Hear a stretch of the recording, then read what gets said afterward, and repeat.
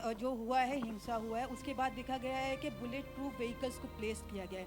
अब तक इतने सारे चुनाव हुए हैं, कभी तक ऐसा सिनेरियो देखा नहीं गया। मणिपुर देखा आपने? नहीं लगता नहीं कि एक प्रेडिक्ट करने की कोशिश मणिपुर की जा देखा? रही है। मैं पूछ रहा हूँ आपसे, मणिपुर देखा आपने? 2 दिन पहले क्या हुआ है? कितना बुलेट प्रूफ व्हीकल गया है वहां पे? 3 साल से हिंसा नहीं रुक रही है। अभी हाल फिलहाल में मैं देखा एक आदमी का कटा हुआ सर रास्ते में गिरा हुआ है, बिहार का। ये बीजेपी का लॉ एंड ऑर्डर मॉडल है। ये बीजेपी का अररिया क्या है, वो बीजेपी का लॉ एंड ऑर्डर मॉडल है। एक आदमी का सर रास्ते में कटा हुआ है और बीजेपी कह रहा है कि हम लॉ एंड ऑर्डर को सुधारेंगे, ठीक करेंगे।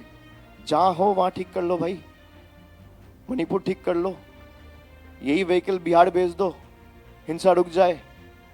या तो यही भी जो हमें डरा रहे, धमका रहे, डरा रहे, पाकिस्तान भेज दो, बांग्लादेश भेज दो। आप सब कुछ लगा के बंगाल के लोगों को डराना चाहते हो और कह रहे हो भय नहीं भरोसा। साला भय आप बना रहे हो और भरोसा का सपना दिखा रहे हो। आपका जो लीडर्स है वो सब ने कहा कि 1 करोड़ नाम लिस्ट से निकलेगा, 200 आदमी सुसाइड किया। तो भय का जो हवा है वो कौन बना रहे हैं भाई?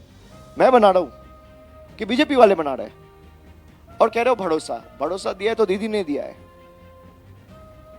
भरोसा अगर दिया है तो कैंप में आपके पास आपका फॉर्म फिलअप करने के लिए कौन हाथ बढ़ाया? कौन आपको मदद किया?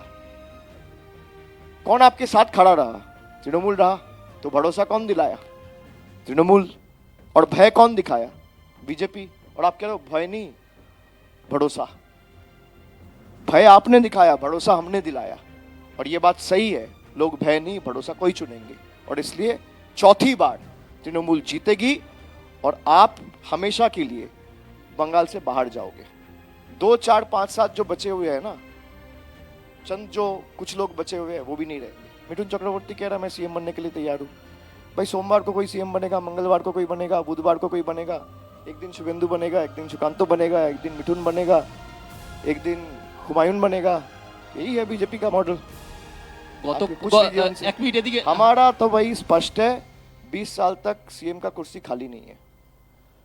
तृणमूल रहेगा और दीदी रहेगा।